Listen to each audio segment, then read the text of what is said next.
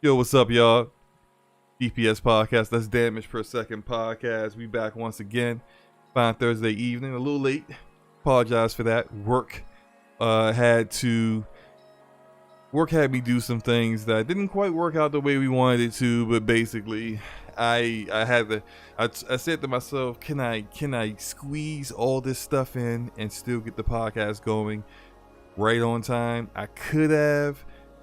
But I was like, let me be cautious, push the pod back 30 minutes, and it turned out that's exactly the amount of time I needed. So, like I said, once again, episode 132.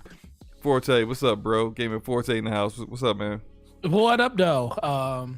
It's a great day. It's nice outside. The birds are chirping. Oh my gosh, I know why you're so happy. It's a great day. I spent a lot of money. Oh no. Oh, okay. I kind of dread the. Well, I spent some money too, and then I took that money back. so you tell me what you spent a lot of money on, then I'll tell everyone what I spent a lot of money on. Oh man, I spent a lot of money today. Well, I already had the Tears of the Kingdom Switch. That was taken care of 2 weeks ago. Okay, but that's like $350 wasted. All right, $350. Well, not. Yeah, it was $350, but I traded in my OLED, so was no reason to have two of them. So that got it, and then I got the collector's edition of the game. That is, I'm picking up tonight at the midnight, and then I have the Pro controller, which looks amazing. So I have another Pro controller. That was $80. That was $70. Nintendo know how to get you for these accessories. Why do you need another Pro controller? Because I traded it. I traded in my original Pro controller a long time ago because I wasn't using it, and the problem is I probably won't use this one either. But the fact that it's got Zelda on it, it's going to sit on my shelf with the rest of my Zelda stuff. So this is more of an eyepiece thing than anything. Okay, so we got $350 for the system. The system. We got $129 for the game. $129 for the game. So we up at $470, and then $74 for the controller. Hey, that's just rounded up to 80. So you got $450 spent. Okay, what else? And I bought the collector's edition guide for $40 because I have the Breath of the Wild one too, and it would look lonely if I didn't have it. So $500 spent when you could have just spent $70 on a game that's gonna probably run at 24 frames per second. but guess what? Hey now, but I want to be fair because there'll be people out here that'll be like SloMo is a Nintendo hater. Let's be fair. Digital Foundry did their tech review. They said pre-patch, yes, it was dropping into like 24, 20 frames per second. All willy-nilly anytime you did anything, but after the patch, which was going to be the version of the game that people play when the game launches, it's at 30 frames per second for the most part, except for a particular, I guess, a little move you do or something that makes your frame rate drop to like 20 frames per second. I saw that they did their video, but I didn't want to watch it because I didn't want to be disappointed. Listen, I was already committed, so I was like, it really don't matter if this thing runs at 24 frames or not. I'm still buying it because I love Zelda. So I didn't look at it. So it's good to hear that you're happy for 30 frames per second. No, listen. I said me and Addict got into this the other day when I was on the Addict show. He was talking. Shout out the gaming Addict. Yeah, we were talking about the shout out to him, shout out to Dirt Grady. They asked me about that. It was like, how can you be excited? You're the first person to say Redfall is absolute garbage. You should never play a game like that at less than 60 frames per second. And I was like, you know what? You're absolutely right. And then he said, well, Forte, why are you so excited for a game that's going to run less than 30 frames per second in Tears of the Kingdom? I was like, there's no good reason for that, sir. But the fact that I love you can't even.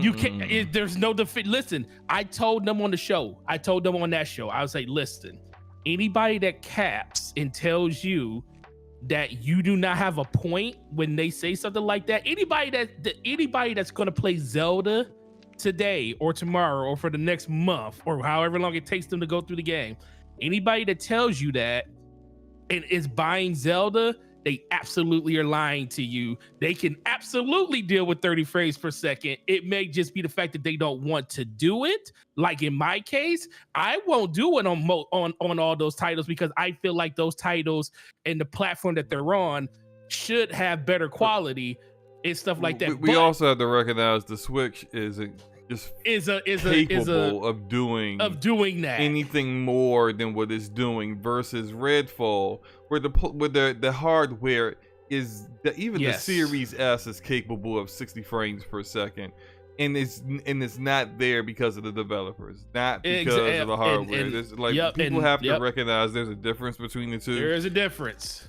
And if people don't want to recognize that difference, that's on them. They can make all those uses they want, but like at the end of the day, you know, certain games get treated the way they get treated because of the content of the game, not necessarily just the frame rate. So whatever. I agree.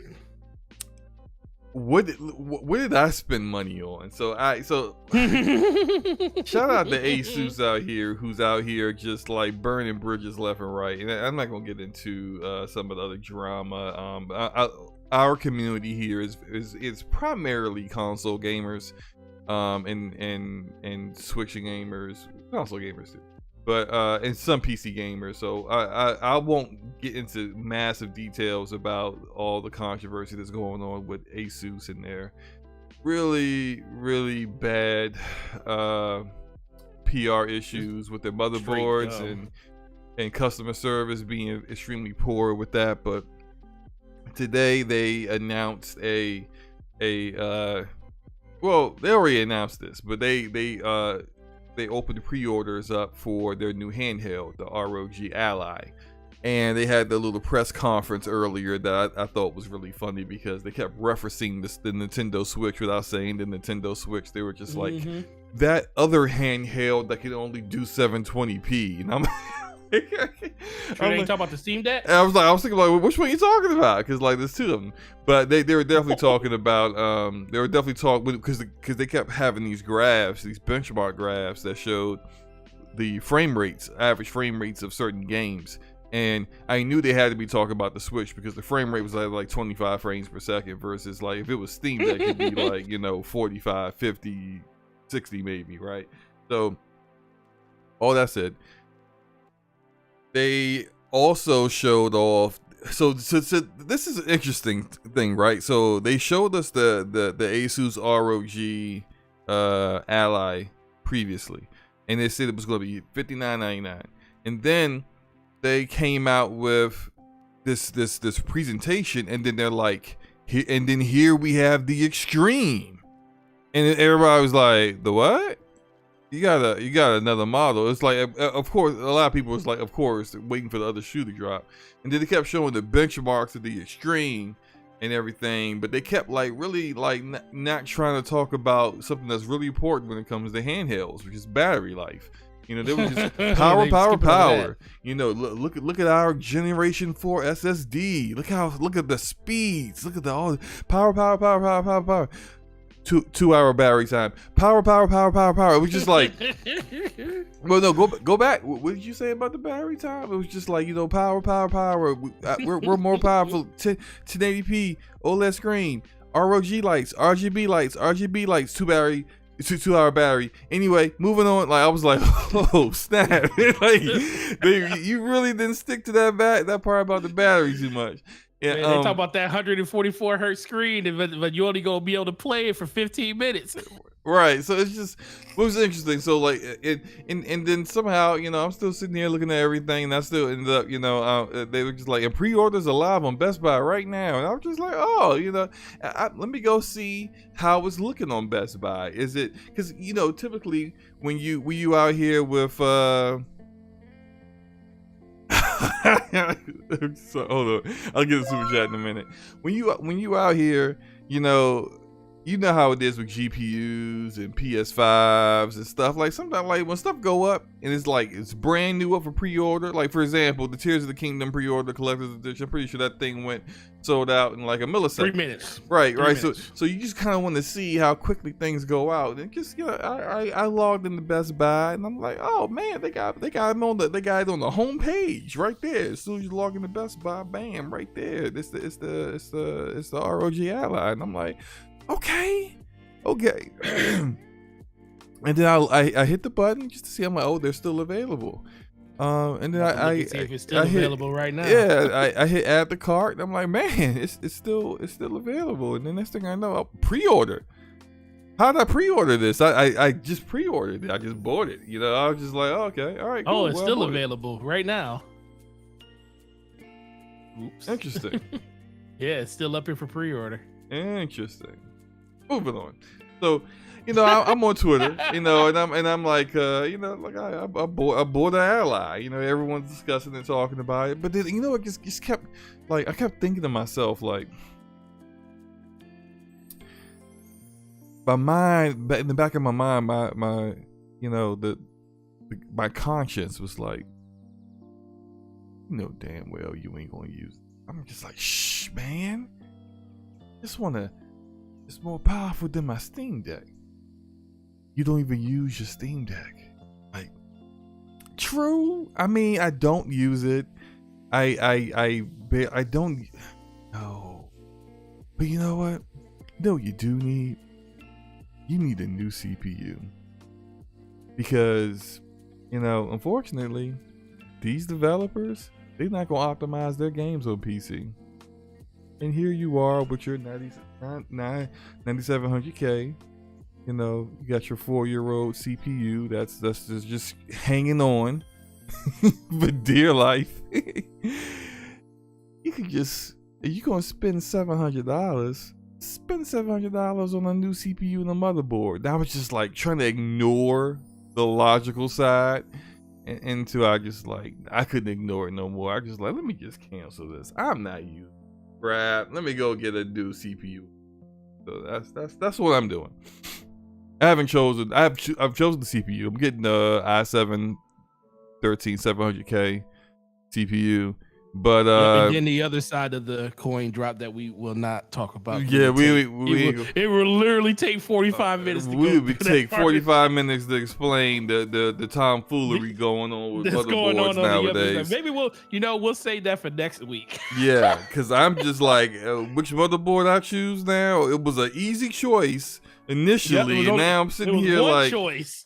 I'm just biting my nails like, what motherboard do I really want? Like, which one isn't going to be made by a company that's going to screw me over? I don't know.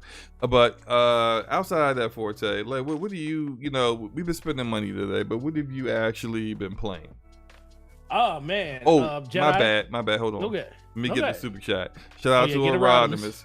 $2 super chat.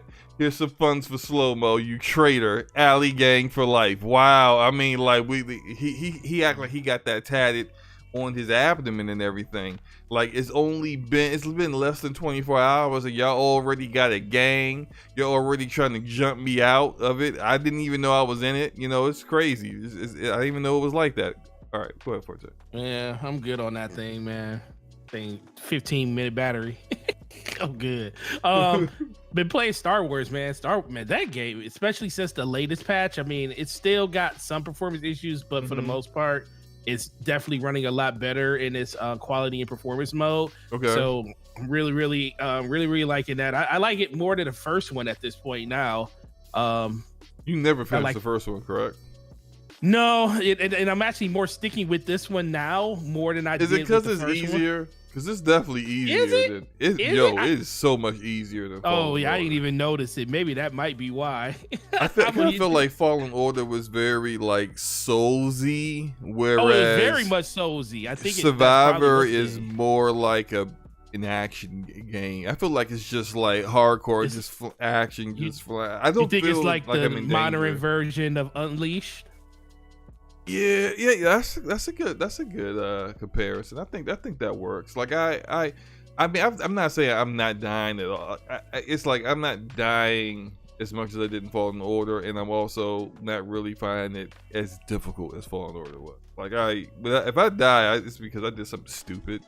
And I did a very bad choice when doing some of the traversal kind of stuff. But I really haven't been playing too much Jedi Survivor. I did start to get back into it now. They've packed it up on PC, and I'm on the second planet. But I really been playing the Last of Us Part 1's also patched up. I've been playing some of that. But I've been playing the most thing that I've been playing is Honkai Star Rail. And what was that? You don't know about Honkai Star Rail, man? No. Where's the gameplay at? Been working. Oh yeah. Let me go throw some gameplay up here. Yeah, let me see this gameplay. Hold on. Let me pull it from. I don't know why I didn't have gameplay. I know that I'm looking for gameplay. Usually, you're the master of that. Give me. I'm gonna get it. But no, it's a cool game. So it's made. I didn't record anything. What the heck? Oh my god. Terrible. I took a lot of screenshots. I haven't recorded anything. Took screenshots of it. So, Honkai Star Rail. Wait, what is this? What is that? I don't know. Wait. No, that's not. Wait. 5.8. I feel like this is it. Maybe I shouldn't show this if I don't know its actual gameplay. I'm gonna do it. You got this is about to be bad. People will be like, what is this? You been playing My Little Pony for SloMo? No. Yeah, you're right, not SloMo, not Forte. Forte ain't been doing that. There it is. It is there. So that is Honkai Star Rail. And it's made by MiHoYo, which is like remember Genshin Impact? I'm about to say that's who makes Genshin. Yeah. So it's the same like art style, same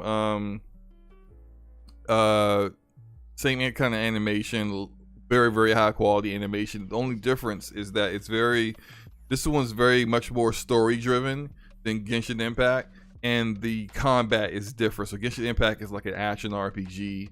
Honkai Star Rail is a turn-based RPG. And I mean, like I'm enjoying myself so far. Like it's slowly started to creep up on me. Like I played it. It's definitely like it's got some of the things on PC that annoy me. Like it's 60 frames per second locked, which is annoying. You have two options, 30 or 60, and it's just like, bro. It's no 30 or 60, no higher. Right? I'm like, what?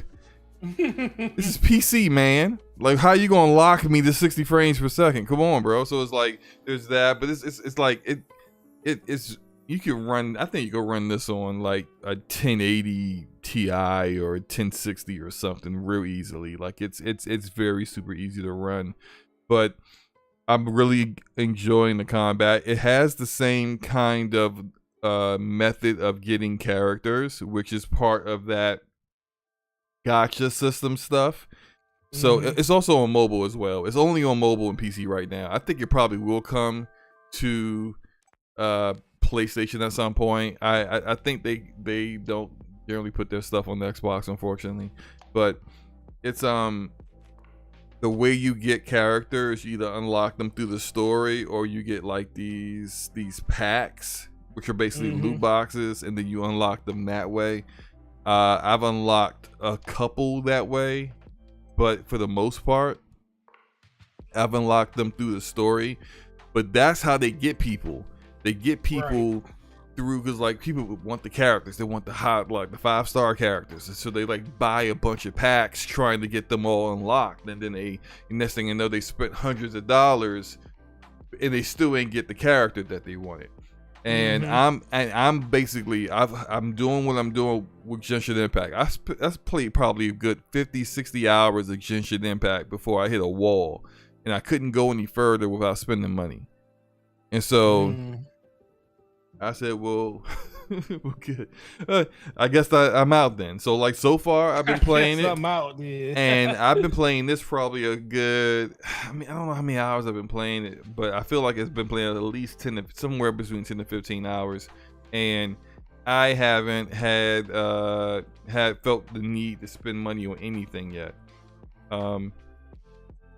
Ooh, Miles says, SloMo, I'm playing at 120. You have to change numbers in the file. Miles, I'm gonna need you. Are you on Twitter? I'm gonna need you to send that to me in a DM. Okay? I need to know what file you changed. Shout out to Deli in the chat, says buy a better CPU. My CPU is fine for this game. It's just not fine for any other AAA new releases now because everything wants to be CPU bound and none of these damn devs want to optimize anything. Anyway, Nope, sure don't. So I'm getting a new CPU. Fine, okay. Anyway, but that's not the point.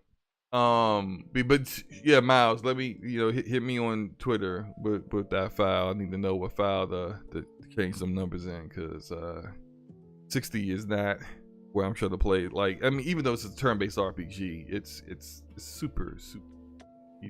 Maybe move it up a little further so I could like show you guys some of the combat. There it is. There's combat right. But like, yeah, it's a really fun game, and you can play it on mobile and PC. So if you don't have a gaming PC, you can still play this on your mobile phone. I did install it on my mobile phone, and then I logged in, had all my characters there, all my items, all my gear. Everything was pretty seamless. And I mean, it's touch controls, but it's not bad. It's not bad. But like I said, free game. Check it out if you want to. But I've been playing a lot of this, and I think that's about it. I haven't really even been playing too many like my multiplayer games like that. Not really been playing too much Rogue Company, Call of Duty, Halo, just nothing. Oh, I did do The Division 2. Of course. I got gameplay of that. They came out with their latest Manhunt, which was so buggy that when you get to the end, even though it was a cool ending to it, and a character dies, and it was like amazing. It was very good storytelling. I was shocked, right? And then you get to the end, and then when you watch the last cutscene, it bugs out and says you failed the mission. Oh shit! And then makes you start all over again. And then you get stuck in this loop where you gotta do the final part of the mission again, only to watch the cutscene again, only for it to tell you failed the mission that you didn't fail again. And so like basically like they finally fixed that bug, but it was like that was annoying people. But no, that's all I've been playing, man. I know this was gonna be kind of a quicker show because Forte's gotta go do this midnight launch for this crappy Zelda game. So we're gonna get up out of here as quickly as we can. Wait, you guys a quality show at the same time, huh? You can't be hating, man. You can't be hating like that. I don't know why you feel the way you feel. Zelda ain't did nothing to you. Hating? How am I hating? Zelda ain't did nothing to you. Just know that. I'm not saying that it had to do anything to me. All I'm saying is that it kind of sucks. That's all, Didn't even play it. I'm joking. I'm just trying to mess with y'all, man. I'm just trying to mess with y'all. You know what? Guess what? Now we gonna get people coming back to this podcast like, yeah, these people over here in these podcasts be up here talking about how games suck. You didn't even play it. Oh my gosh. I agree. That's terrible. No one should do that. That said, I hate Zelda. So we just gonna move on. We just gonna move on. Let's hit this first topic. So let's hit it. Plague Tale Requiem has finally got a performance mode. Shocker, right? This is like that came out last November. Sure did, and okay. I'll finally play it now. So you've been waiting, but you could have played it on PC. Yeah, I could have, but I don't know. Sometimes I forget that Game Pass is on PC because how? Because I don't interact. PC. Well, because I don't really interact with Game Pass as much. Unless it's like the really big games. Like I play Hi-Fi. I think the last game I played on PC for Game Pass was Hi-Fi Rush. Yeah, it was Hi-Fi Rush. Oh, and I download. Oh, I take it back. Redfall. Mm-hmm. That's a sore spot though. But anyway, so it's finally got performance mode. It's I don't know if it's quite out yet or if it's about to be out, because I haven't seen anyone out here, like I haven't seen Digital Foundry or anyone like that. Actually though, it is live. It is live right now. Okay, cool. I haven't seen anyone come out and test it and say, does it really stick to 60 on Series X and PS5 or, you know, whatever. And apparently it's got some additional graphical options on PC. The only real graphical option they really need to put on PC is optimizing it for a PC. PC stuff. Anyway, no, but I mean, like I actually, when I played it, and I didn't really have the kind of problems other people have with this game. Like, it ran fine for me. My issue was just that I don't know Hugo? if Hugo is barely in this. Well, in the beginning, like in maybe the first like 3 or 4 hours, he's barely in it.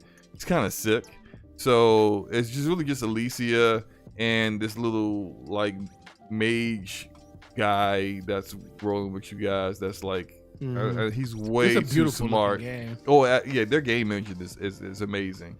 I kind of buy them, Microsoft. I didn't enjoy what I was playing as much as I did Innocence, the first one.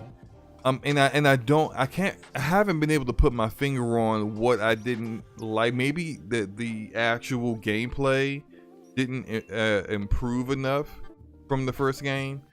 She still kind of relies on her slingshot and little things like that, and you know, slinging rocks into people's forehead and kind of stuff. And it's just like, that made a lot of sense to me when she was a young girl who hadn't been trained how to fight, and she's dealing with soldiers, she's trying to protect her brother.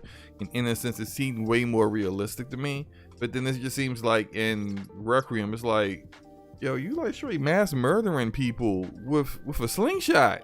It just doesn't, like, how you taking on the whole brigades and massacring the whole brigades, and they know you. They like, it's her, she's here, that kind of stuff. Like, almost like you Nathan Drake out here, but you like French little girl Nathan Drake. Like, I don't know. It just didn't vibe with me. So I mean, she's Natalie Portman.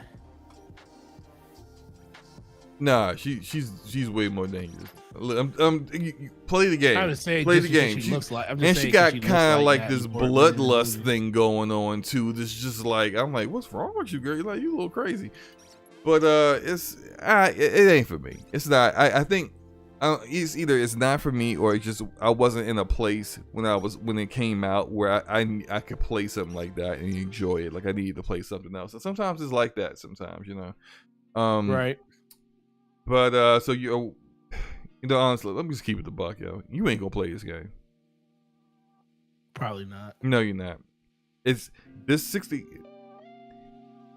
FPS patch is coming at an awful time. The game has been out for 7 months.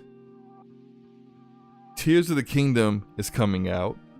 Diablo 4 is about to come out. Final Fantasy 16 is about to come out. Who's gonna go back and play a Plague Tale Requiem now that it's got at a frame rate that they want? Not too many people. Which kind of makes me kind of feel like, you know, not to beat a dead horse, but Redfall. Who's gonna go play Redfall when that performance mode finally hits? I mean, nobody is, man. Like you missed your moment, you know.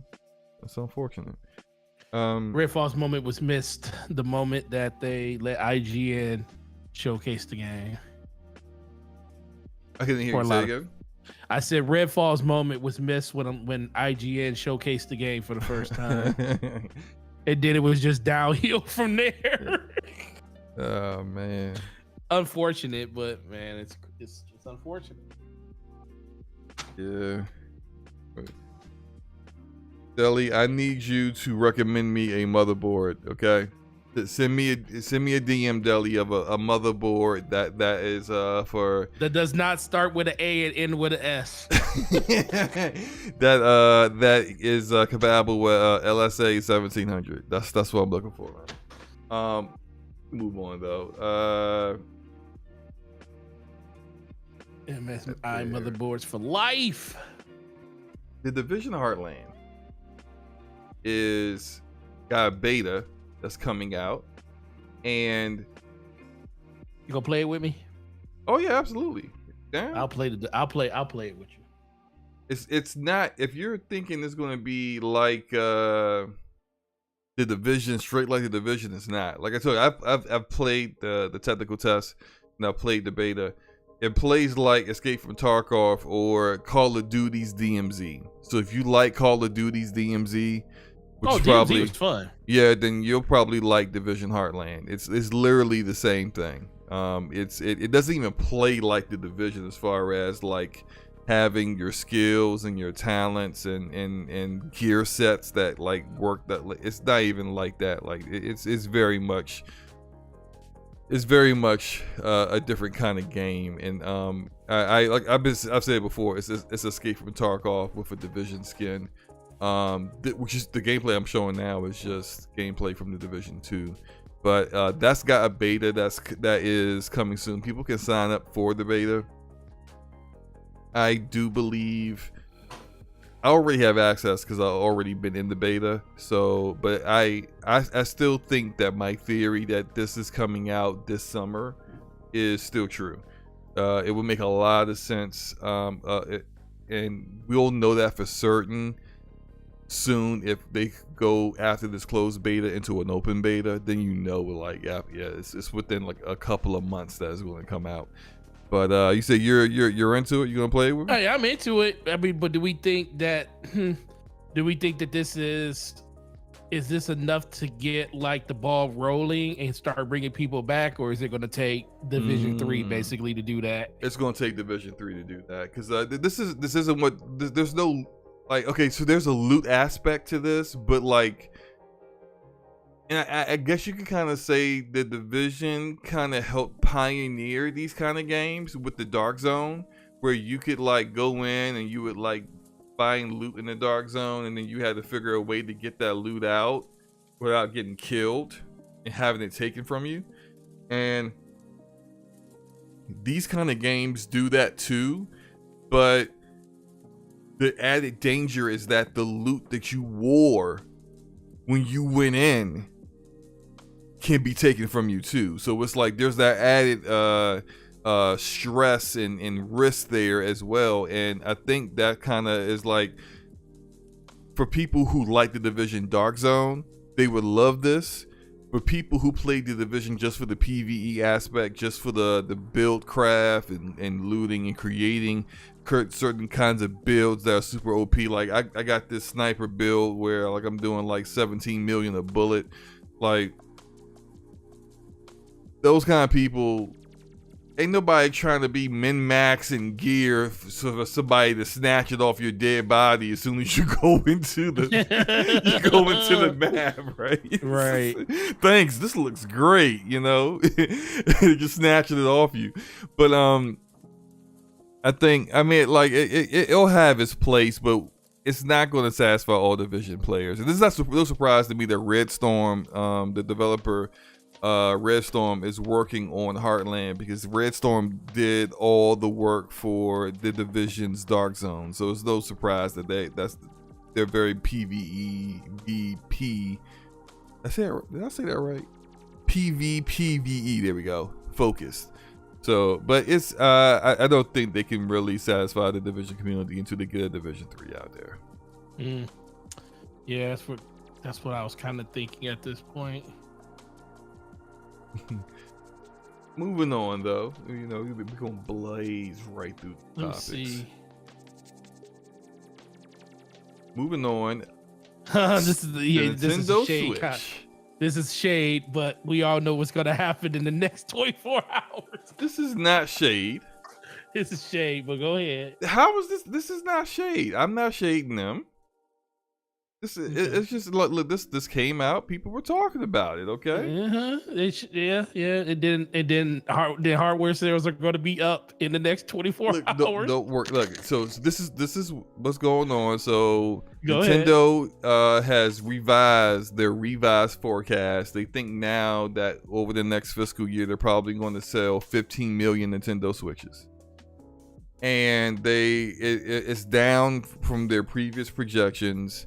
And they don't think that the Switch is going to ever be able, year over year, keep up with where they were selling the systems last year and the year before. Heck no. It's at the end of its life cycle, right? In what world did they think that was going to continue to happen? I don't think they really did. I don't really think they thought it was going to continue to happen. But I do think that like they felt that look. I think they are very happy with where the Nintendo Switch is and how it's sold. They kind of felt that they thought that we would get to this point a while ago, a few years ago, because they actually had plans for new hardware to come out, and then they kind of put those on hold because it was like they'd be actually kind of cannibalizing their own sales, considering how well that the really outdated, obsolete hardware was doing. That said, they do not have plans to drop any new hardware in the next fiscal year, which means that don't expect to see a Switch Pro or a Switch 2 or whatever new Nintendo platform they're working on before the fiscal year of ends in 2024. So look like this time next year, like springtime or summer, like there still won't be new hardware out. That doesn't rule out them potentially dropping something or like holiday 2024 or early 2025. But that's the case that we have here. Forte, what are your thoughts on that? Yeah, I think that if they revise to 15 million, that means they're going to be, by the end of their fiscal year, that means they'll be close to like 140 million consoles, which is problematic to them. I think beating Sony's #1 all-time sales, especially if they're going to come out with a completely new system at some point next year. Well, yeah, I guess if they hit, if they hit the 15 million, they'll be at 140 million. Like 140 million, because they're at 125 right now. Well, last report 125. So, I think in general, it's about time. Let's be for real. This system has been on life support since basically 2017, because I mean it was a novelty just for the simple fact because it was something new, and it was a proper console that you could play on the go when it comes to the games that was available on it. Nintendo did an amazing job in getting third parties to actually want to come over, but I also think that had a lot to do with the fact that, listen, man, the system sold like crazy. And I think it was like the only publisher that really didn't take advantage of the Switch was EA when it comes to like some of their bigger titles like Madden and stuff. They brung FIFA and stuff like that over, but they never brung Madden. NBA was actually on there from 2K. So they got a lot of good third-party support on that system. But it's about time for them to kind of hit the reset button and bring something else out. It's those rumors can't be fake. They had to be real. No, they were definitely real. I mean, they had to be real. Like there were news sources out here. Back. Yeah, there were news sources out here that had seen documentation that was proof that it was real, despite Nintendo's repeated denials that any of it was true. I mean, we all know it was true, like that they were going to, but then it also makes complete sense why they chose not to go forward with it, because, hey, look, you know, we're outselling the competition, very. That's easily. All that matters, and we're making a ton of money. Why shorten the amount of money we're making per unit sold by releasing a new unit and cutting into that? Like, it doesn't make sense, you know. Nope, you're absolutely right. Shout out to Ramon Terrell with the 550 Canadians. It's up to the homies. All I need is vegan sour cream and cheese to fire up this potato. Oh man, the tears of the kingdom. Everybody Let's hungry go out here. Hey, Chad, that's what I'm talking about, man. Are you playing tonight on your Switch? Or did you do a digital copy? You going to a midnight, or you just gonna pick it up tomorrow? You know, let us know in the chat. Everybody that's picking up Zelda, how are you playing it? Digital, getting it tomorrow, or are you going out to a midnight launch to get it? Really want to hear what you guys got to say. So, real quick, a couple questions before we move on to the next topic. Forte, when do you think the new Nintendo platform will be released? 2025. 2025, like early, late? Early, I think March. March, okay. March, April. Is it going to be a Switch Pro? Are they going to use the name Switch at all? Is it going to be continue to be a hybrid? What do you think? Is it going to be? Oh, it's still going to be. I think it's going to be. I think they're done with just traditional consoles at this point. I do think it's still going to be a hybrid, because I do think that Nintendo understands that it's not that people love their consoles, they love the portability of their console. That's why the 3DS, the DS, the DSi, all of the 2DS, that's why all those systems did so well, because of the portability. And I don't see them going back from that. So I do think, if they were smart, they would just call it Switch Pro. Because I think if you try to change the name of it. What about Switch Ultimate? No, that's Switch Xbox Ultra. That's something Xbox would do too. The Super Switch. Oh my god, they did the Super Nintendo. They had the Nintendo Entertainment System.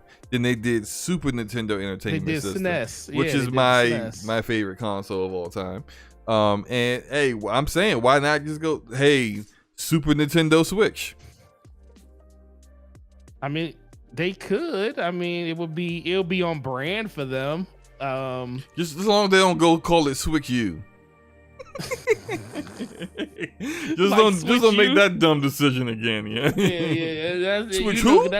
I'm Switch more worried fool. about. The Switch funny thing is, I'm more worried about Nintendo's naming conventions than I am others. Because I do think the Wii U would have did way significantly better if they would have actually named it correct. Yeah, the majority of people didn't realize it was. They thought it was an add-on. They thought it was an add-on. Right. And I don't need a Switch U. I don't need a Wii U. I got a Wii. I got a Wii. It's not a Wii. It's not an add-on. It's crazy. It's an actual brand new system, but right. All right. I mean, look, Switch sells down. Do you think they that did make a Nintendo Switch Lite that didn't switch? True. Which is really funny when you think about it. The unswitch. It's the unswitch, right? The unswitcher. Yeah. All right. I guess we can get into this. Legend of Zelda: Tears of the Kingdom gets critical praise from every corner of the internet. Everyone loves it. People are naming their children Link and Zelda at the same time. People are loving it. People are saying that it changed their life. It made them more creative. People are saying that it cured their addiction to cocaine as well as other various substances. Apparently it's everything. Hey, I told people when we said, we gave our mock review and said, what is the Metacritic gonna come in? I said, probably a 97. It's at a 96 right now. The last time I talked to you, I told you it was going to be a 97. It did drop down. It initially started at 97, then dropped to a 96. I don't think it's going to get any lower. Probably would either stay at 96 or maybe go back up to a 97 once the straggler reviews come through. But I mean, is anyone here shocked? No. I not did say even a little bit. I did say that IGN was going to give it a 10, though. I said it on Addict Show. I said, IGN probably going to give it a 10. Now, I already know what you think. Is it deserving of all the praise? I'm pretty sure you're going to say yes, but... You never know. Okay, is it deserving of all the praise? Yes. You jerk. No. It is definitely okay. Put it this way: it is deserving of all the praise for a different reason. It's not deserving of the praise just because it's another Zelda game that's in the world of Breath of the Wild. I feel like it deserves it because Nintendo actually did something that people wanted them to do, which is add more things to the freaking game that actually make the game better. Like the fact that no one liked durability. Nobody on the face of Earth liked durability. They said, well, I guess what they said. Well, we're going to keep durability in there, but we're going to give you a way of customizing your weapons to make durability not seem so drastically bad. And I think they achieved that with the crafting system. People didn't like climbing and stamina bars. Well, we're not going to take stamina out the game, but we're going to add this really cool feature called Ascension. As long as you can walk in somewhere and there's a roof above it or a cliff above it, you can teleport and go through matter and whatever you want to do. And I felt like that was another good move because that was something that was a pain point for a lot of people. And then the open world, it was empty. Now it seems like everywhere you go, there's something you can do and there's somewhere you can fight and something you can see. And the fact that they added more transversive options into the game by being able to craft vehicles and transportation and stuff, all the things that people really, really hated, but just dealt with in Breath of the Wild because it was such a game changer for Zelda. And I will say this, it wasn't the first game to have this open world concept. I mean, there's been open world games. I'm glad you're able to admit that. We got people out here acting like Zelda was the first open world game ever. Yeah, I'll never do that. It was just it was something just that Zelda was able to do it. And no one expected Zelda, because no one ever, when you think of Zelda, you're thinking top down or third person, and more of a linear style where Breath of the Wild was truly open. And no one really expected that. So I do give them I think that's what it was, just different. Just like how God of War was. God of War was something completely different. They changed the narrative in 2018. And it made it be something it wasn't before. And I think it was the breath of fresh air that Zelda needed. But those are the things that I think they did in order to make this game really stand out from itself. But the number one thing they did, SloMo, which is a sin that they didn't even have in the first one. And that's why I didn't even believe the first one deserved to be a 10 out of 10. I felt like the first one probably could have still been a 9. I still think it should have been a 9, but not like perfect 10s and 9.7. Because they didn't have dungeons. There was no dungeons in the first one. And that's what a Zelda game is made for. And I told people for the last year and a half, 2 years, ever since they announced this game was a thing, I said, if they fix the open world, they fix durability, they fix transportation, and they give you dungeons, then Nintendo, they answered every question you have. So I feel like this 9.7 out of a 10 or 9.6 out of 10 is way far more deserving than the original one got when it first came out. The first one got it just because it did something that no one expected. This one is doing something different. I got a question. Yeah, go ahead. Is Tears of the Kingdom going to sell Nintendo Switches? Yes. Okay. So you could say it's a system seller game. Absolutely. So, is Nintendo the only platform that can make games that sell systems? What do you think? No, they are not. There's other platforms that can do it too. Oh, let's name some. Like who? PlayStation. PlayStation. Okay, I can see that. God of War Ragnarok. Mm-hmm. Spider-Man 2 is going to sell a ton of systems this holiday. Horizon Forbidden West did too. Yeah, hey, Horizon did too. Spider-Man Miles Morales sold systems. Mm-hmm. As I said, Spider-Man 2 is going to do the same thing. Wolverine will too. Wolverine's going to kill it when it comes out. I can't wait to see what Insomniac does with that, because it's definitely going to be a very different bag for them and a different kind of game than what they've done in the past. But who else can? Who else do you think could make games that would sell units? Who else could do that?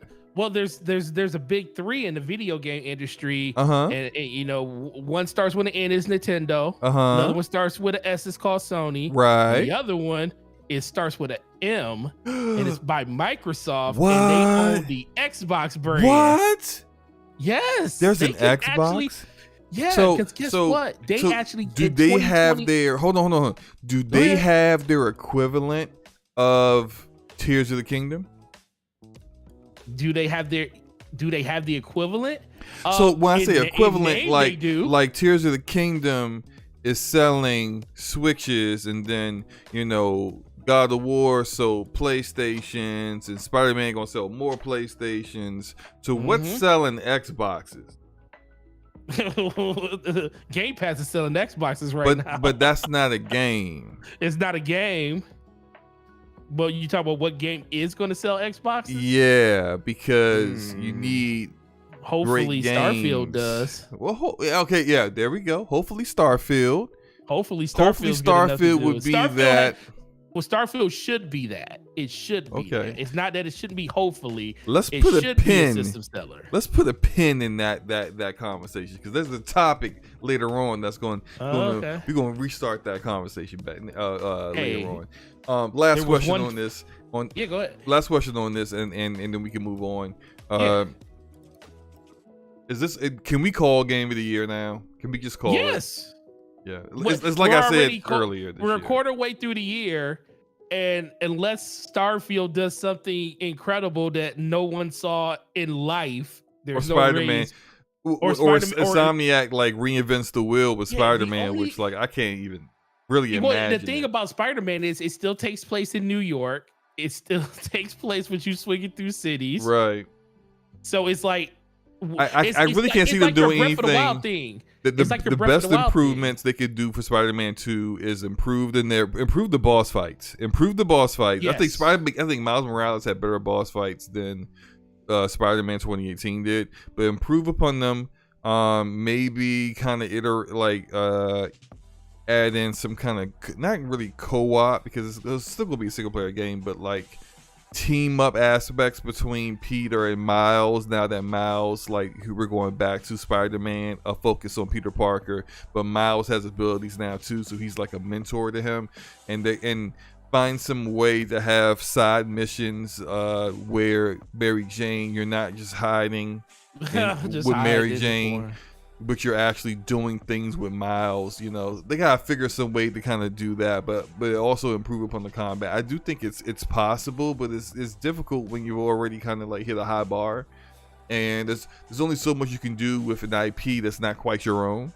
They couldn't just start giving Peter fantastic abilities that Miles has. Miles has those abilities, Peter doesn't. They can't just start giving him lightning fingers or some crap. It's just, you can't do that. So you gotta find a way. My biggest thing was with Spider-Man, because Spider-Man could be that if it found a way to do something different. But I look at Spider-Man 2 as I look at Spider-Man 2 as to what how God of War was. God of War Ragnarok is a technical is a better game technically than 2018, because they refined everything from God of War 2018. But I'll be the first one to tell you, being a huge God of War fan, that I feel like 2018 was still the better game. I think 2018 did something that all the things that they did in 2018, they just refined in 2023 or 2022 when it came out, and they just gave you more of it. And I think the biggest changes they made in Ragnarok was the ability to have, not the ability, but the diversity in enemies and puzzles and stuff like that. I think that was the biggest change. And then the fact that it was just a bigger game, but they gave you more of what you got in 2018, which is more enemy diversity, which is the thing that most people wanted. But that's kind of where I see Spider-Man at. It's like they already did Spider-Man, then they did Miles Morales. So the logical thing is they're going to merge those games together into something that, if they merge those games together, it could theoretically be something better than what we got in the first two. But I think their best bet is to knock our socks off with the narrative and the storytelling. I think that's probably the best bet. And if they did that, and I think that's what it is, because you really don't play Spider-Man for the narrative. You kind of play it for just the experience of feeling like you're Spider-Man. And I kind of think that's the same thing what's going to happen with Wolverine. And Wolverine has a even more story implications into it, and I think that game has an even better chance of topping the Game of the Year charge just because of that. But also, they have a lot more that's different. Like, they can't use their typical like tools they already have built already that they retooled for Spider-Man, but it's things that they had already created for Sunset Overdrive and Ratchet and Clank and whatever. Like, they can't do that in Wolverine because Wolverine isn't a very vertical. That shouldn't be a very like vertical game. Like, we should be seeing Wolverine like jumping from rooftop to rooftop. Like, nah, that's not Wolverine. It should be way more grounded, way more focused, smaller areas, which allow them to really kind of shine and showing detail and more detail in those smaller areas because they don't have to worry about this big massive map to render and all the memory that's going to get used in that. But it needs to be visceral, it needs to be bloody, it needs to be like body parts, limbs cut, flying everywhere. It needs to be brutal and make you go, damn, every time you dispatch an enemy or a ninja or some random soldier, some unfortunate soldier that ran into Wolverine. It needs to have some kind of way of incorporating this mutant healing factor where you're literally taking like buckets and buckets of damage, but you have to manage it because it can overwhelm you and you lose, but you know that the healing factor is kind of like bringing your health back up. Like, it has to be a way of making it so that you don't need to render a huge open world, but you can add all this extra detail into his character model, like his flesh getting ripped off and seeing the adamantium bones. That kind of stuff is what I want to expect to see. I hope to see. We'll see. I don't know. I know we went super off topic here. But no. I mean, dude, Zelda. I mean, it's going to be the talk of the town, so we definitely get the people what they want. Right. Let's talk about, since we're on the topic of Sony and their games. Yeah. Let's discuss some really unfortunate news. I know, this is super sad. So, creator of Concrete Genie, PixelOpus, is being shut down, and they will officially close doors June 1st. But PixelOpus only made 2 games. I can't remember the first game they made, but I do know their last game was Concrete Genie. I never played it. It really wasn't my bag, but I do know people that we cool with all day. Shout out to All Day has always said the game was really good. But this is one of those little small studios that Sony Interactive Entertainment has, PlayStation Studios had, and we've always heard that when it comes to being a part of PlayStation Studios, that you gotta put up or shut up. Sony has closed more studios than Xbox has over the past decade, easily. And I recall a developer who used to work at a PlayStation studio in Europe talking about how every year, like, those annual reviews are very stressful because if you weren't hitting your benchmarks with the games, if your games didn't perform.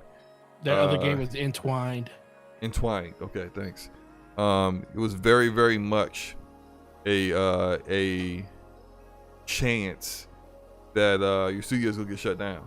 And so, apparently, what happened with PixelOpus is that they were working with Sony Pictures, partnering with Sony Pictures on the game, and I guess the prototype that they had showed to the leadership wasn't impressive, and they didn't believe in the project. Studio gets shut down. The PixelOpus was only about 20 developers, and I've seen a lot of people kind of like weaponizing. I kind of hate when stuff like this happens, when people weaponize a studio closing to, oh well, look, like making it a console war thing. I hate it. Right. Sony made the decision to close this studio because they weren't living up to the PlayStation branding and all that other stuff. Yeah, it happens on both sides, and it's just like, well, I cared more about it, and I said this on Twitter. I was like, I just kind of hope that those 20 developers have found a home somewhere else at PlayStation Studios. The team is only a team of 20. I mean, like, they could be working at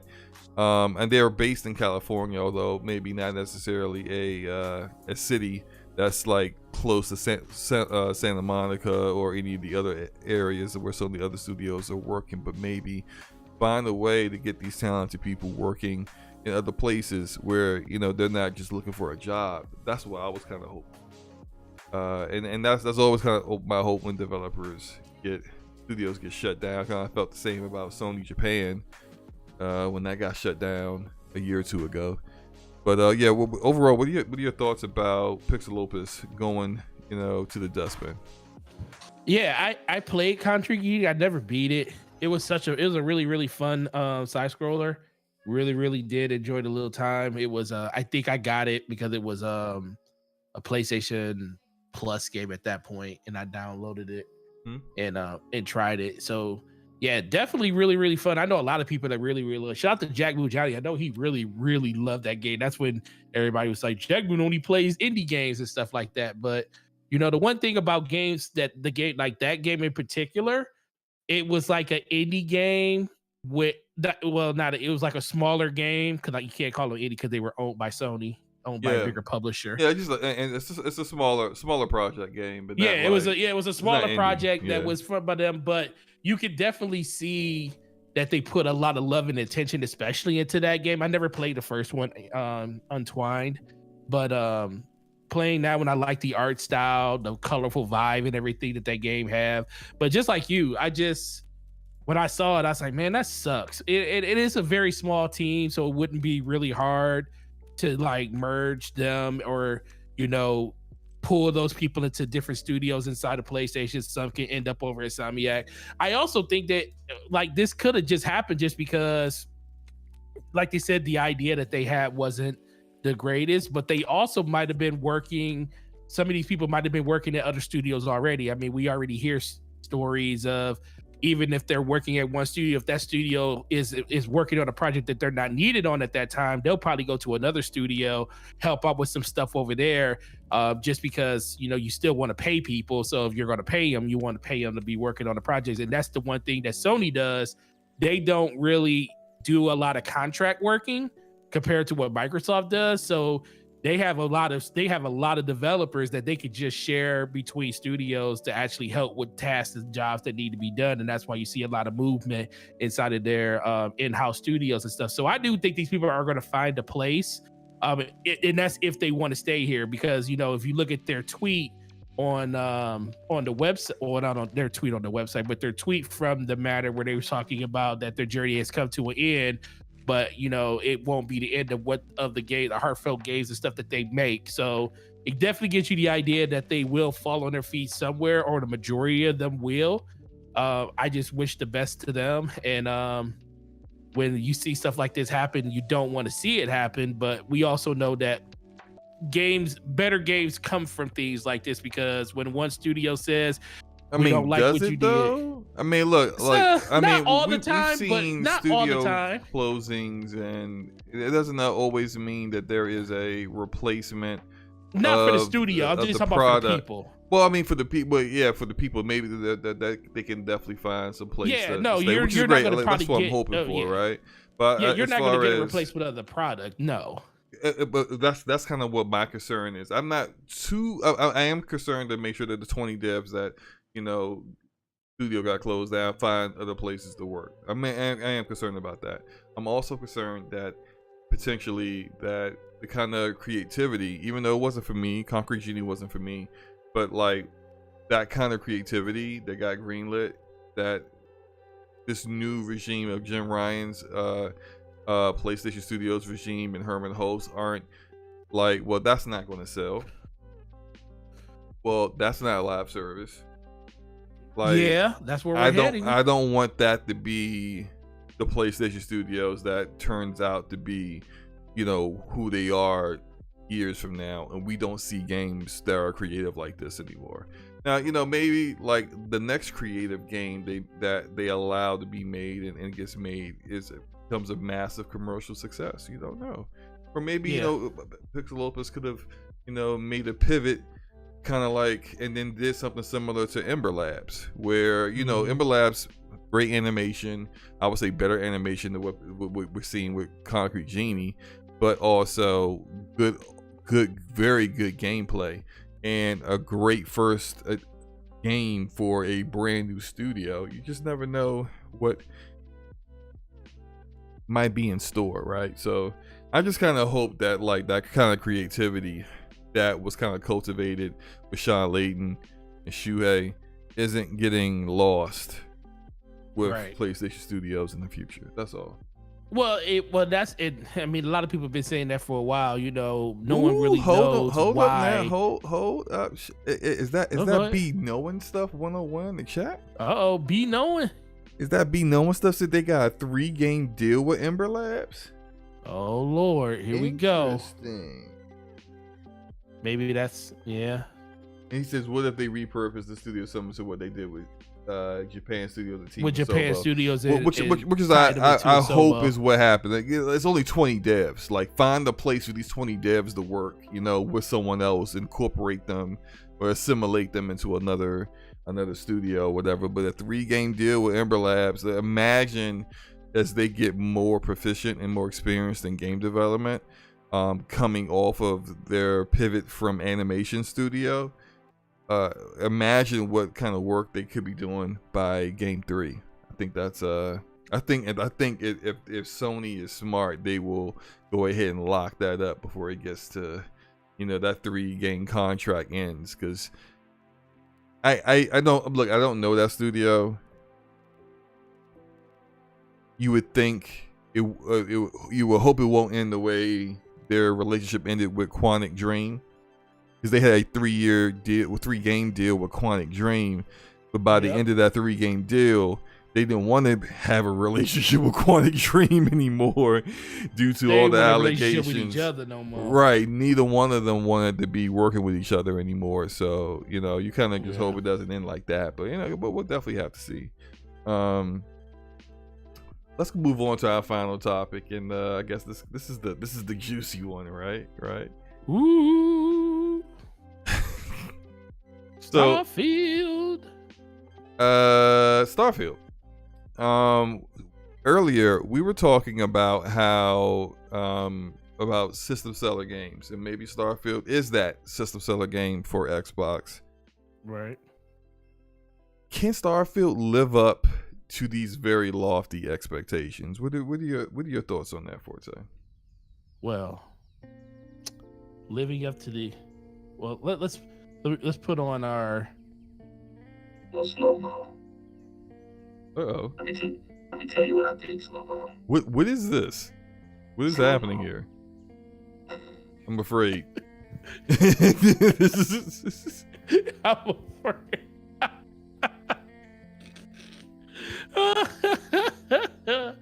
Oh man. So SloMo. What was that? Like, you would explain what the heck you were doing? What was what? What is, I don't know what's happening right now. Like, well, SloMo, just to let you know how I feel about Starfield is. That's a voice changer, sir. That's all that is. SloMo, the Starfield stuff. I feel like Starfield has a lot of expectations put on itself, mostly due to gamers and what their expectations are at this point. But I also think that it's a huge spotlight put on the game due to the failures of what Microsoft has done and Xbox has done over the course of the last couple of not just months, but pretty much the last couple of years.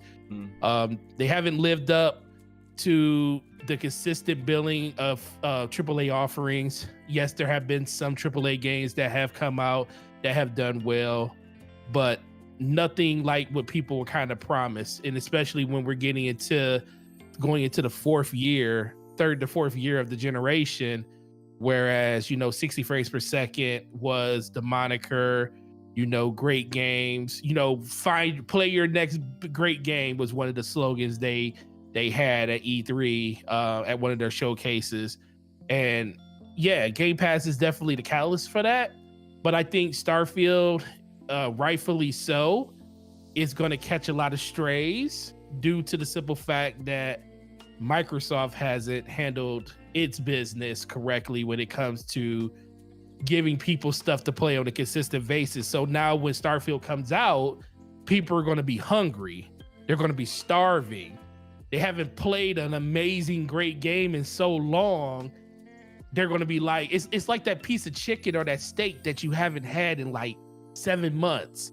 You forgot how good that steak was because you haven't had it in so long. And then all of a sudden you eat it and it's the best thing you ever had. And you're like, man, I had good steaks before. Why does this one taste so good? Because all the steaks you had up to that point were trash. At least for a while at this point. So yes, I do think there is a lot of pressure going to be put on it. But I also think it's Microsoft's responsibility and Xbox's responsibility because there's nothing they can do about it now because, I mean, for the most part, there's nothing they can do about it now. But I do think the one thing they can do to help alleviate some of the pressure that's put on Starfield is by knocking the showcase out of this world. And when I mean knocking it out the world, out of space itself, they have to show you everything. They have to show you gameplay of what Fable's going to be. They have to show you what Contraband's going to be. They have to show you release dates of games like Avowed and show you what that's going to look like. They need to have proof of concept for these games. They need to show you what Hellblade combat looks like. They can't just go up there and give you another CGI trailer or some or another narrative story. They have to show you what these games are at this point. Something they should have been doing for a long time now. Because the way I look at it, by the time we get to September, when Starfield comes out, if they haven't done that, then all eyes are going to just be sitting on Starfield because in people's minds, there's nothing else for them to look forward to. Because that's the biggest thing. You have to give people something to look forward to because if one game just happens to kind of fall by the wayside, it wouldn't be as magnified. Like Redfall is catching such crazy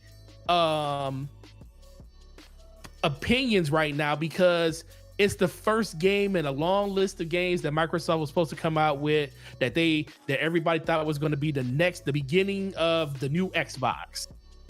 And it wasn't. Because it's the same Xbox. So is Starfield going to be that?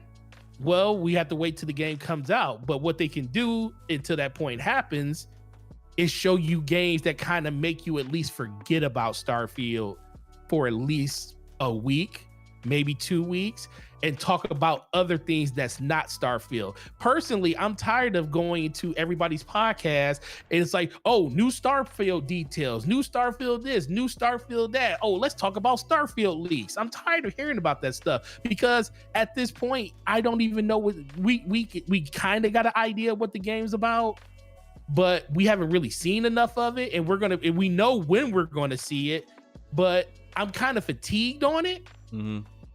And that's the biggest thing for me. So I need Microsoft to do something or Xbox to do something to kind of change the narrative, give us something else to talk about. And no, not ABK. I don't want to hear about that no more either. I need to hear about what games you have that you've been working on since 2017, 2018. And I don't want to see trailers. I want to see actual gameplay of this stuff because that's what's going to help Starfield in the long run, because then people are going to be more focused on other games, and then when Starfield comes out they can just treat it like a normal game because they'll say, hey, Starfield's coming out, dog, this game is super cool, I really like it. They're not going to be focused on, is this going to be the last time I eat for the next 6 months? Because that's kind of what it is right now, SloMo, unfortunately. Yeah. Now, I'm seeing some really interesting chatter in the chat right now, and I'm trying to understand the point of view. People are, I guess, calling this topic concern trolling. I don't know. Did Phil Spencer seem concerned about his brand when he did an interview last week with Kinda Funny? Didn't that man? Didn't he say if we don't turn this around, that we may be talking to somebody else different? Oh, okay, yeah. So was Phil Spencer concerned trolling? I don't know. Very mean. I'm hearing in the chat, we shouldn't discuss this if you're not a Bethesda fan. I'm sorry, is Bethesda a independent third-party publisher? No. Or is it part of Microsoft? It's a part of Microsoft, and the part of this discussion is that out of the big three that make consoles, only one of them doesn't have a system seller game. And I'm sorry if this hurts some people's feelings. Yes, I do know that Microsoft has made good games. Yes, I remember they won Publisher of the Year in 2021. Y'all won't let me forget. Yes, I remember Hi-Fi Rush was a good game. Some of y'all didn't even finish it, but whatever, right? But regardless of that, having good games is different than having great games. Yes. Having a good remaster is different than having a great new IP. Yep. Having a game that people say not, and this is where I would still disagree with Phil Spencer, not I'm going to sell my PlayStation 5 to play this, but I'm going to keep my PlayStation, but I'm also going to buy me an Xbox because I got to play that. Now, us discussing Starfield is because Starfield is a big game from a big publisher, from a big producer that everyone knows, Todd Howard, that has been financially backed by a big platform that still needs a big system seller game. So if you can't take this kind of discussion without throwing out strawman arguments, without throwing out really poorly constructed defenses and damage control, trying to diffuse the situation by saying automatically, well, you can't talk about this because you're a PC guy, or you can't talk about this because you've never really liked Bethesda games. I don't need to like Bethesda games for me to acknowledge that this could be a system seller for them. To me to acknowledge that if it did turn out to be 11 out of 10, like Phil Spencer says it could be, that it would do more than for the Xbox on console than what Phil Spencer thinks it could do. I believe that. Yeah. So I can't have that conversation because I'm not an Xbox guy. I'm not a Bethesda fan. This is the ridiculous narratives that people come up with to justify their fanboyism, to justify like the weird thoughts they have in their brains where they say, oh, well, you know, this is how I can compartmentalize my justifications for certain things and ignore any kind of argument that I don't like. I hadn't even said a word yet, but I was already told you should. Don't you think everything trash? Don't you not like Bethesda games?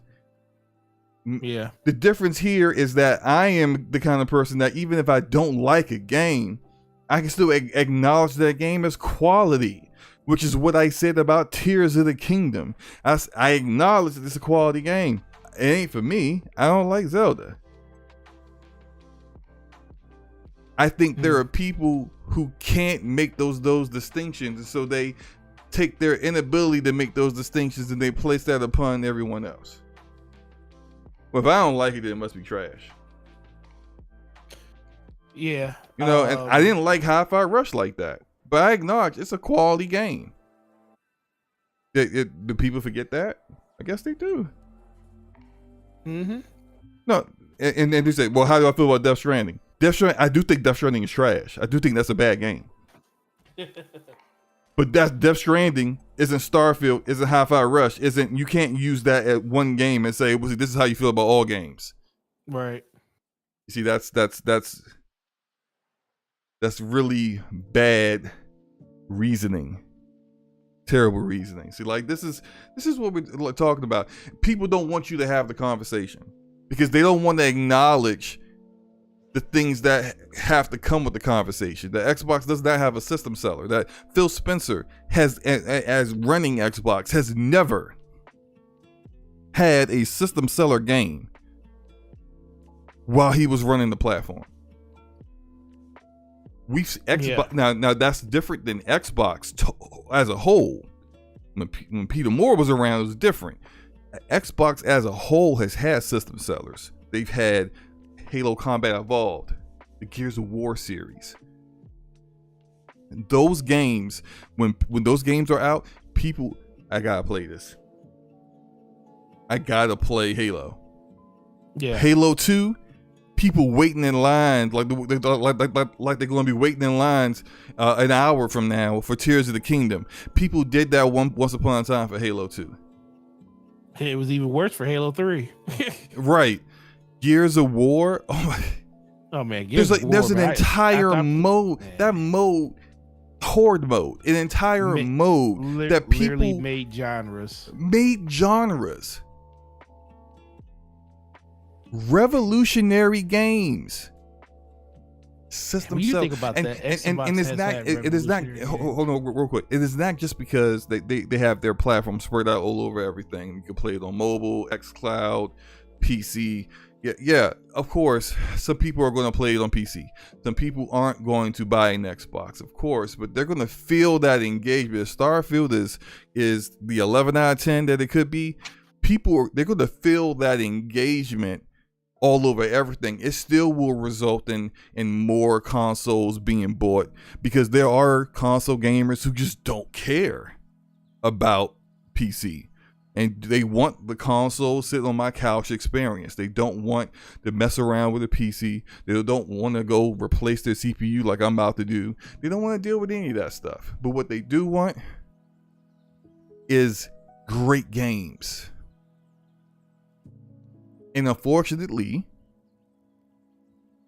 when you drop a dud like Redfall, you don't have a system seller gotta have it kind of game. You put your brand in a situation where the next one up, there's more pressure on it than the other games.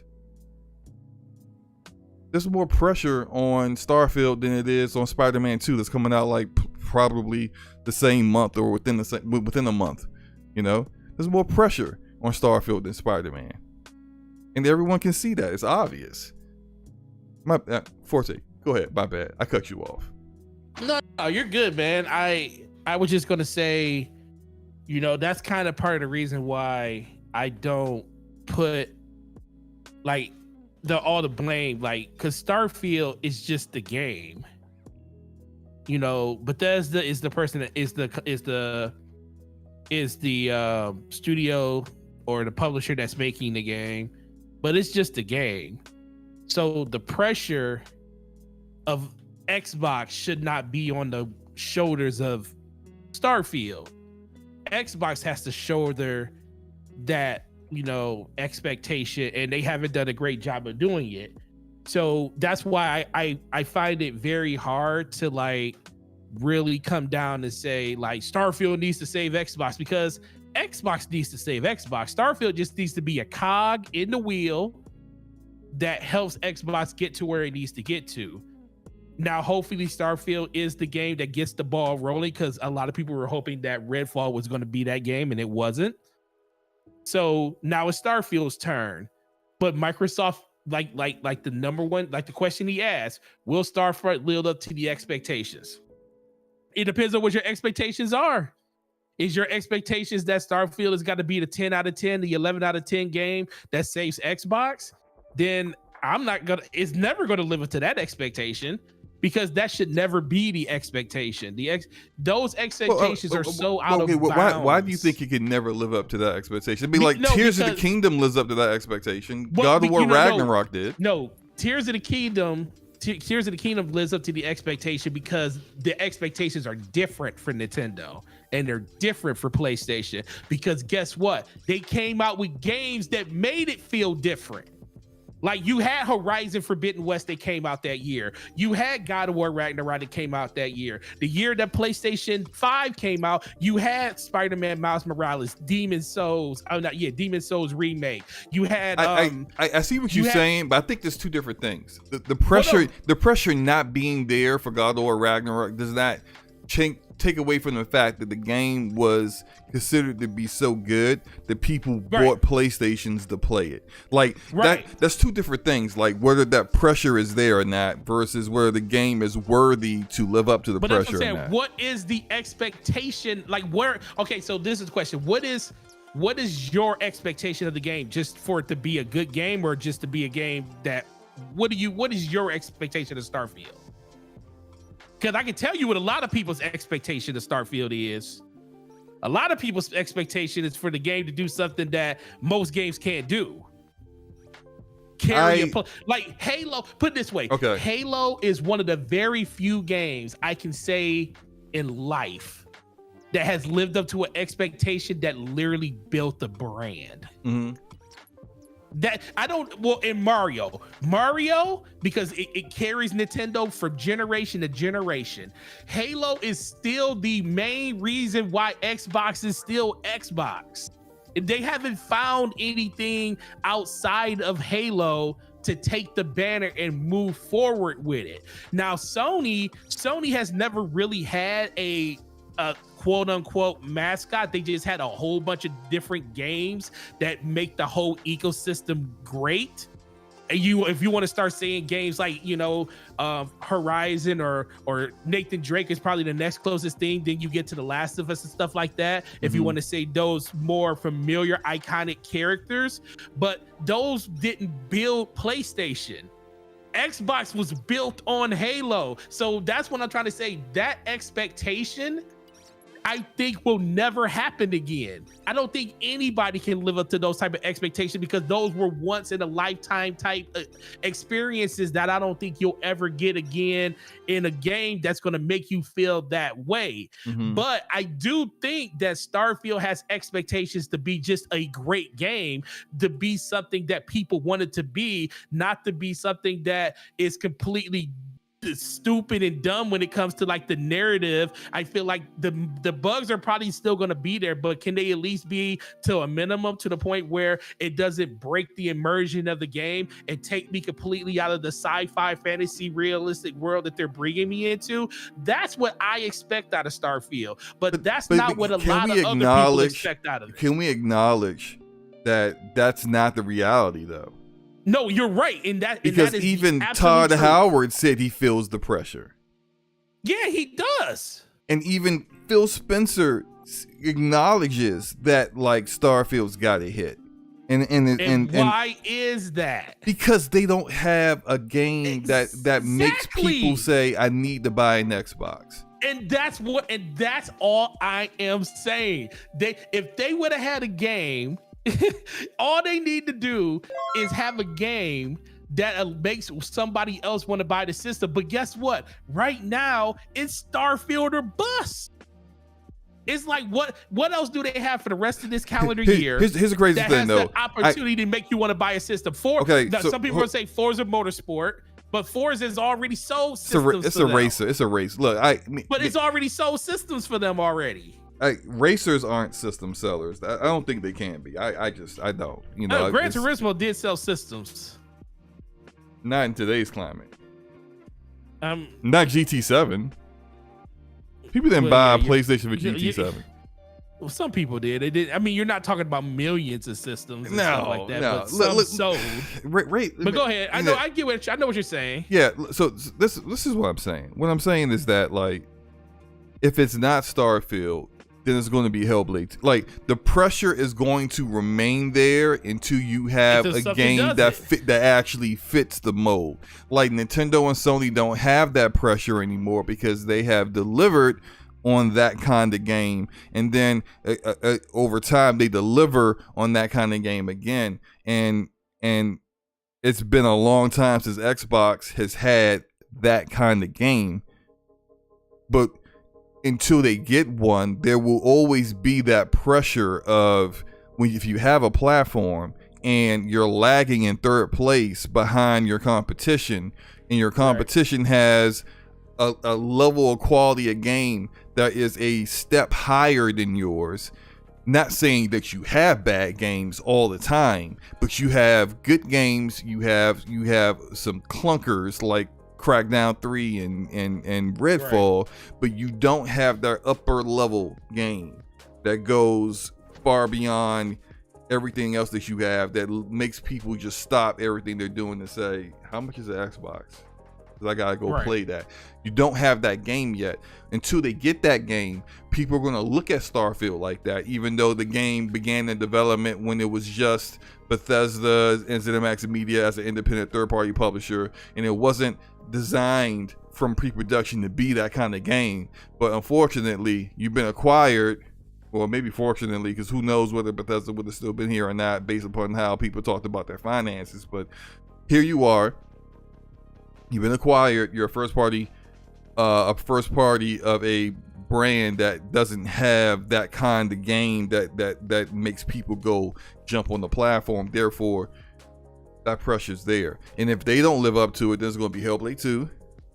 And if Hellblade 2 doesn't live up to it, then there's going to be Avowed, then there's going to be Fable. It's going to be every single first-party AAA game they drop until one of them actually lives up to the actual pressure. And then guess what? And then the one after that will be the one that can at least take a breath and say, we could just be a game. Yes, that's exactly what I'm talking about. If Fable, I agree. If it's like if Avowed turns out to be like the next. Look, the next Skyrim, okay? Let's say Avowed is the next Skyrim, and literally everyone is like gaga for Cocoa Puffs for it, and they're buying Xboxes left and right. Everybody is Game Pass subscriptions on PC is booming. Everyone's loving it. Fable coming out next is like, whew. We could just be a game. We could just be a great Fable game now. That's it. And that's Compulsion's next game is whatever the heck that is. You know, Compulsion ain't never made a good game, but we were like, hey, look, we could just make a good game now. We could build upon this. But guess what? If Compulsion happens to miss, it doesn't hurt as much because you already just had a great. Now, don't get me wrong, you don't want any AAA game to miss. But if you had like you say, if Starfield hits, then Avowed comes out next, and then that hits. And then you got Hellblade, and that hits. So that means your last 3 times that you took a swing at a Microsoft first-party title, you got good results out of it. So if, something like What's the Name doesn't hit, like, Compulsion's game, you'll be like, oh, okay, it was a cool experience. Then even the noise level of how people experience the game comes down. It goes from that was a trash game to oh, I enjoyed it. It was cool. It just wasn't for me. Just like Days Gone. Like Days Gone or Ghost of Tsushima. Ghost of Tsushima. 83 Metacritic. I thought the game was awesome, but there's some people who are like, it got some of that Ubisoft in it. It's like that Ubisoft open world, scattered a bunch of stuff in it. It's the story's cool. And the combat's cool, but it's not the best of the best. The best, but guess what? Right, and it wasn't horrible. Right, but if they didn't have The Last of Us Part 2, but what year did that come out? Hold on, Ghost of Tsushima came out the same year as Last of Us, or I remember 2019. Well, 2018 was God of War that won Game of the Year. Then you got Ghost of Tsushima, and then you got The Last of Us Part 2. People, Ghost of Tsushima could Sucker Punch is just, hey, we just made a good game, and everyone likes our everyone likes our game. Hey, we decided to throw in multiplayer 6 months later for free. No one told us, hey, how dare you not tell us ahead of time that you were going to do multiplayer. No one. I was just pleasant surprise. Well, thank you. All right, we added some more DLC after the fact. Well, thank you. Okay, appreciate you. It's just it's a different vibe when the whole platform is doing good versus just one game is doing good or a couple of games is doing good, and this is also why I think I'm gonna say this real quick and then you can go. No, go ahead. This is also why I kind of feel like they should have just canceled Redfall, because the damage it did to the brand is far greater than any kind of kudos you got or thumbs up you got for actually fulfilling the expectations of the 12-month thing that you did last showcase. That hey, well, at least one of them came out in 12 months. Yeah, but we all know it shouldn't have came out in 12 months. It clearly was pushed out. It wasn't ready in any way, shape, or form, and the actual content itself wasn't that great to begin with. The damage that you do to your brand, would your competition have released that game? Probably not. So like, probably wouldn't have. So there's like a level of there's a level of quality, like at least a basement level of quality that you should expect. Like I think the worst PlayStation game that I can think of in the past like 5 years is probably Days Gone, and that's like a 70 rated meta game, and that game is way better. I didn't even like Days Gone, and that game is way better than Redfall.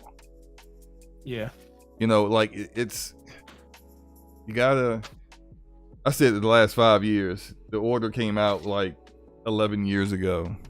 Even the Order isn't as bad as Redfall. The Order is actually not that bad. I kind of the Order and some of those games. The Order, they came out around that time period. The Order, Rise Son of Rome, Quantum Break. Some of those games I think got rated way more harshly than they deserve to be. But whatever. Right. I know you gotta go soon, man. No, you're good. Any last thoughts before we? No, I mean, listen, man. That last topic. You're right. That topic right there it means a lot to a lot of people. And it's the funny thing. As much as I see a lot of people, even like on the PlayStation side, trolling, talking about how Starfield may not live up to expectations, I think it's just more. That's just the game. I think nobody really wants to see that game fail, because we want Microsoft and Xbox to be competitive, and the competitiveness just goes down and down and down every time they have a game that does not hit. So expectations are going to be very high on this game. So, and I think Starfield can live up to those expectations because, you know, Todd Howard, you know, when it comes to like the games that they make from Bethesda proper, they kind of live up to the expectation for the most part. So I do expect this game to be great and amazing. I just hope that it has just less bugs than games that came previous to it. But I just want this game to succeed so we can get on to the next game. I imagine it will succeed. I would imagine it will have less bugs than your typical Bethesda Games Studios games, simply because I believe if they were not acquired by Microsoft, this game would have been out. It would have came out last year, I think. Oh, you think they would have just pushed this game out last year? They would have pushed it out like they pushed out there along the way. And fixed it along the way, or let the modding community on PC fix a lot of things as they've done in the past. But I think that the expectations of this game, as Phil Spencer said, they didn't even pay attention to Redfall, but they paid far more attention to Starfield. They did. That is something he said. I think that kind of led them to decide to go ahead and just delay Starfield as well, because they actually knew back then whether the game had 60 frames per second or not, and they actually knew what the game was capable of, because they actually paid attention beyond just telling them cancel the PS5 version. So, yep.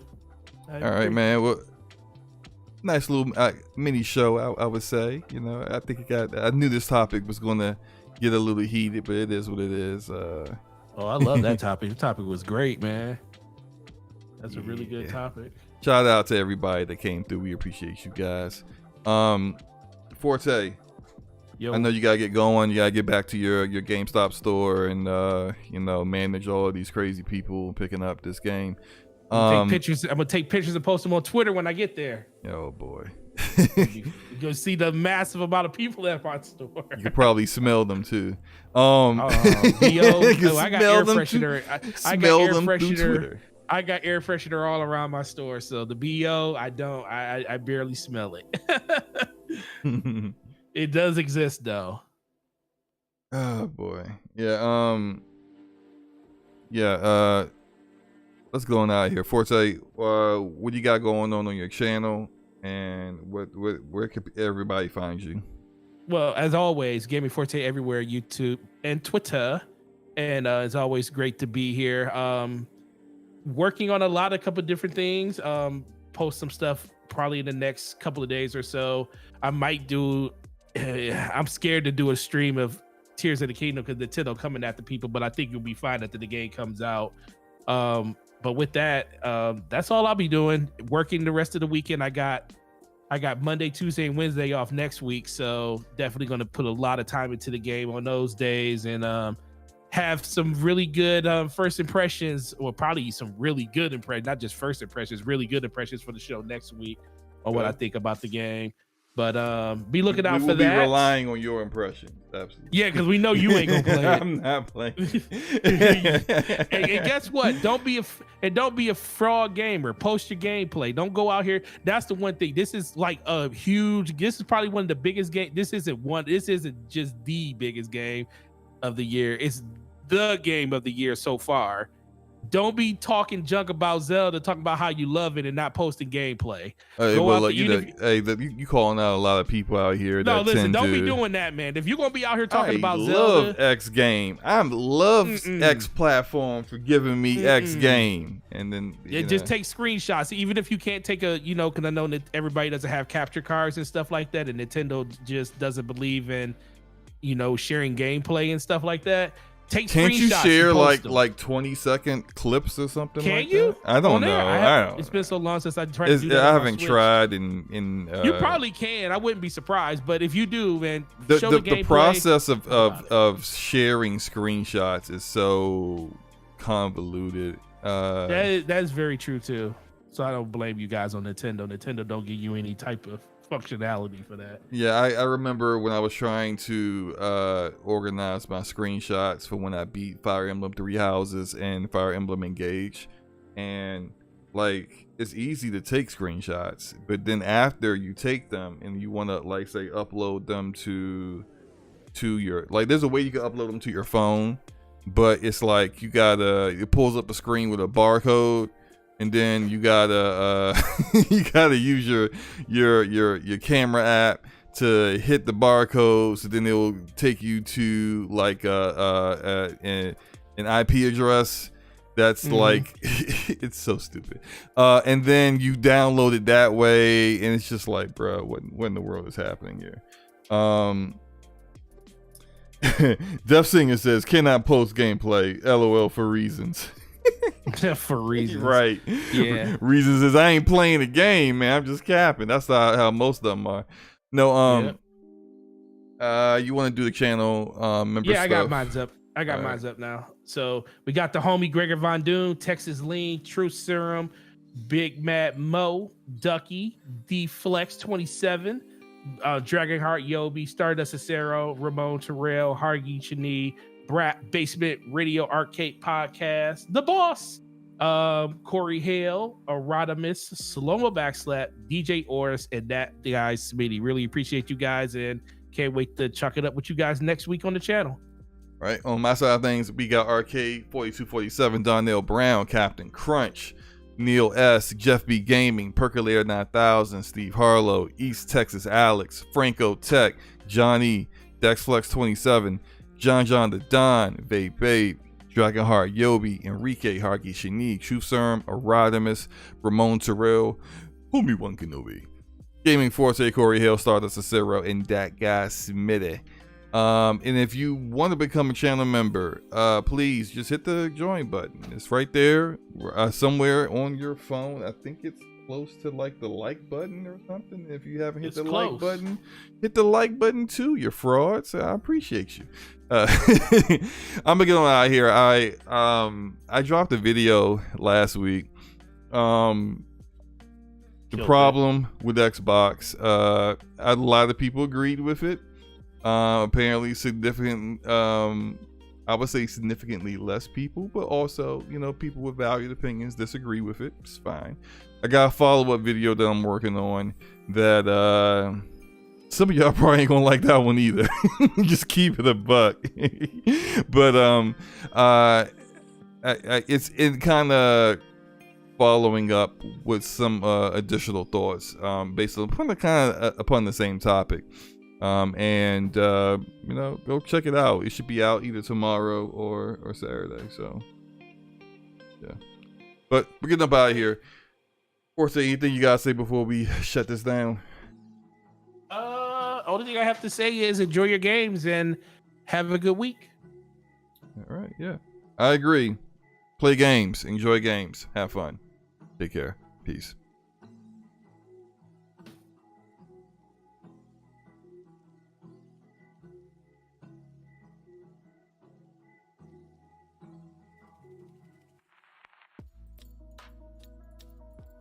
What happened? I don't know. What happened? I hit the button to stop, and instead of stopping, I don't think it stopped. It sure hasn't stopped. Can people hear me? What is happening? No, Okay. it's still going. All right. Forte, please talk while I figure this out. SloMo can't end the show. They won't let me in the show. Yes, Erodimus. Erodimus, yes, SloMo is, his technical difficulties happened at the end of the show. What? We're gonna do it. It's about to be a 6-hour stream.